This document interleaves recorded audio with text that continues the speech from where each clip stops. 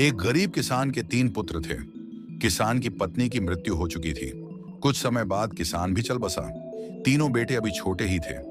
उनके पास गुजारे के लिए थोड़ी सी जमीन और रहने के लिए एक झोपड़ी थी। बड़ा लड़का क्रोधी तथा खाऊ प्रवृत्ति का था। मझला आलसी था।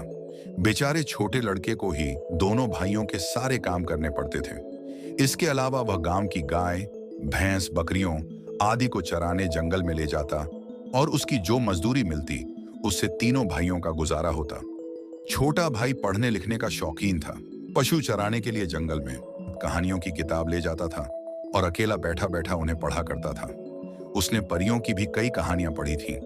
पढ़ते पढ़ते एक दिन वह सोचने लगा, काश मुझे भी कोई परी मिल जाए तो मैं उसे अपनी सारी मुसीबत बता दूं। शायद उस परी को मुझ पर दया आए और वह मेरे दुख दूर कर दे। तभी उसके कानों में संगीत का स्वर गूंजा। सिर उठाकर उसने पेड़ की ओर देखा तो वह चौंका। यह क्या? पेड़ की डाल पर एक नन्ही सी बहुत सुंदर लड़की बैठी थी। उसके सिर पर सूरज की किरणों जैसा चमकीला मुकुट था। उसके कानों में आवाज आई, छुटकू। उसे लगा वह नन्ही लड़की उसे कुछ कह रही है। छुटकू ने पूछा, कौन हो तुम? पेड़ से नीचे उतरना चाहती हो? मैं उतारूं? अभी छुटकू इतना बोला ही था कि वह नन्ही लड़की उसके सामने आकर खड़ी हो गई। अरे, तुम इतनी जल्दी पेड़ से उतर भी गई और तुम्हारे तो पंख भी निकल आए। कौन हो तुम? छुटकू ने आश्चर्य से पूछा। पहचाना नहीं? अभी तुम मेरे बारे में ही तो सोच रहे थे। इतनी सी देर में भूल गए? मैं परी हूं। तुमने मुझे बुलाया था ना। बोलो क्या चाहिए तुम्हें? छुटकू ने परी की बात सुनी तो वह हक्का बक्का उसे देखता रह गया। उसे कुछ सूझ नहीं रहा था। मांगना तो बहुत कुछ था पर वह तो सब भूल गया। परी ने कहा, क्यों? चुप क्यों हो?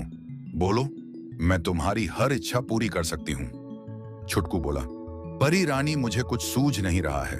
तुम तो जानती हो हम 3 भाई हैं। मैं अकेला मेरे लिए क्या मांगूं? कहता हुआ वह चुप हो गया। परी को उसकी बात सुनकर हंसी आ गई। वह बोली, तब ठीक है छुटकू, आज रात को जब चांद निकलेगा तब मैं तुम तीनों भाइयों से मिलने आऊंगी और तीनों को एक एक वरदान दूंगी। इतना कहकर परी गायब हो गई। छुटकू खुशी से उछलता हुआ घर लौटा और आकर उसने सारी बात अपने भाइयों को बताई। बड़ा भाई रमन बोला, मैं तुम सबसे बड़ा हूं, इसलिए परी से पहला वरदान मैं मांगूंगा। इसी तरह दूसरे वरदान का दावा मझले भाई ने किया। छुटकू सबसे बाद में वरदान लेने को राजी हो गया। जैसे ही शाम ढली और चांद की किरणें धरती पर उतरी, परी भी तीनों भाइयों के पास आ पहुंची। तीनों इंतजार ही कर रहे थे। परी ने छुटकू के पास आकर कहा, मैं आ गई छुटकू, तुम्हें खुशी नहीं हुई? छुटकू ने परी से कहा, खुशी तो है परी रानी, पर मेरी झोपड़ी में यह एक ही खाट है, वह भी टूटी हुई। मैं तुम्हें कहां बिठाऊं? छुटकू का गाल अपनी कोमल अंगुलियों से थपथपाती हुई परी बोली, मैं जमीन पर बैठ जाऊंगी। आओ तुम भी मेरे साथ बैठो। छुटकू ने परी को रोका, नहीं नहीं परी रानी, तुम्हारे इतने सुंदर कपड़ों पर धूल लग जाएगी। लेकिन जैसे ही परी जमीन पर बैठी, छुटकू ने देखा उस जगह फूल बिछे हुए थे।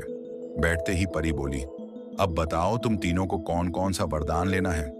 परी रानी, सबसे पहला वरदान मेरे बड़े भाई को दो और दूसरा मझले को।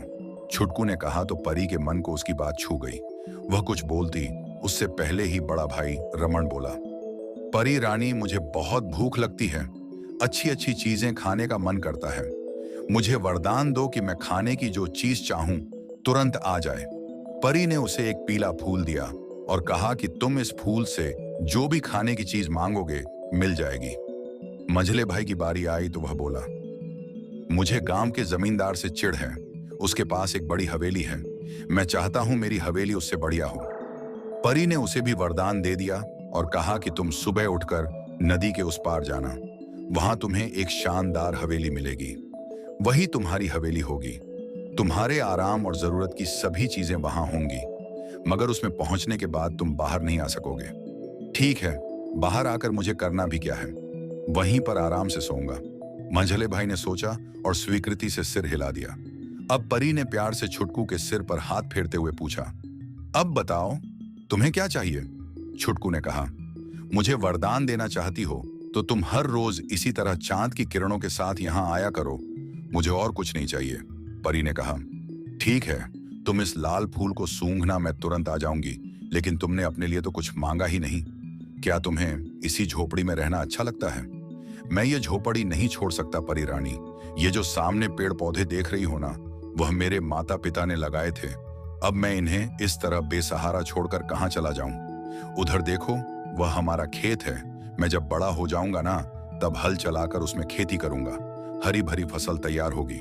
कहकर छुटकू ने परी की ओर देखा, लेकिन तब तक परी गायब हो चुकी थी। बड़ा भाई रमन बहुत खुश था। दिन निकलते ही उसने फूल से खाने की चीजों की फरमाइशें करनी शुरू की, तो रात तक न रुका। किंतु लालचवश वह सारी मिठाइयां अकेला ही खाता गया। रात होते होते वह पेट दर्द और ऐंठन से चिल्लाने लगा। उधर मंझला भाई छुटकू को छोड़कर खुशी खुशी हवेली में घुस तो गया, लेकिन कुछ ही देर में वह उस अकेलेपन से परेशान हो गया। हवेली से बाहर वह निकल नहीं सकता था। शाम ढले मंझले भाई की हवेली देखने छुटकू पहुंचा तो मंझला भाई दौड़कर खिड़की के पास आया और जोर जोर से रोने लगा। बोला, छुटकू मुझे यहां से निकालो, नहीं तो मैं मर जाऊंगा। इतनी बड़ी हवेली में मुझे अकेले डर लगता है। छुटकू दयालु था, उसे मंझले भाई पर दया आ रही थी। तभी वहां पर बड़ा भाई भी पेट पकड़े हुए आया और बोला, भैया मुझे बचाओ, अपनी परी को बुलाओ, मैं दर्द से मरा जा रहा हूं। छुटकू के पास लाल फूल था ही।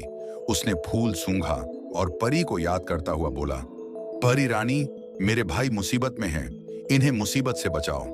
परी प्रकट हुई और बोली, छुटकू, इन्होंने जो किया भुगत रहे हैं। इन्होंने खाते समय या हवेली प्राप्त करते समय तुम्हारी चिंता नहीं की, अब तुम इनकी चिंता क्यों करते हो? परी रानी, दूसरों को दुखी देखकर मैं खुश कैसे रह सकता हूं? आप कृपा करके मेरे भाइयों का दुख दूर कर दें, छुटकू ने कहा। परी ने हाथ उठाया, हवेली का दरवाजा खुल गया। साथ ही बड़े भाई का दर्द भी गायब हो गया। दोनों भाई सिर झुकाए खड़े थे। परी ने छुटकू से कहा, तुम्हारी दयालुता से मैं खुश हूं। तुम कोई ना कोई वरदान मुझसे जरूर मांग लो। तब छुटकू ने कहा, परी रानी, हमारे गांव में एक बुढ़िया है, वह बहुत भली है, उसी ने हमें पाला है। बेचारी कुबड़ी है, उसका कुबड़ मिटा दो। परी बोली, छुटकू, हम परियां दयालु होती हैं, पर तुमने तो हमें भी हरा दिया। मैं अपना वरदान वापस नहीं लूंगी। आज से ये हवेली और पीला फूल तुम्हारे हैं। तुम अपने भाइयों के साथ यहीं रहो और भूखों को भोजन देकर उन्हें सुखी बनाओ। फिर जाते समय परी ने अपने मुकुट का एक मोती भी छुटकू को दे दिया और कहा, अब मुझे आने की जरूरत नहीं पड़ेगी। तुम बस चांद की किरणों की ओर मोती करना, मैं इसी में दिख जाऊंगी। इतना कहकर परी वहां से चली गई। बच्चों, अगर आपको छुटकू और दयालु परी की कहानी पसंद आई हो तो वीडियो को लाइक और चैनल को सब्सक्राइब कर देना। धन्यवाद।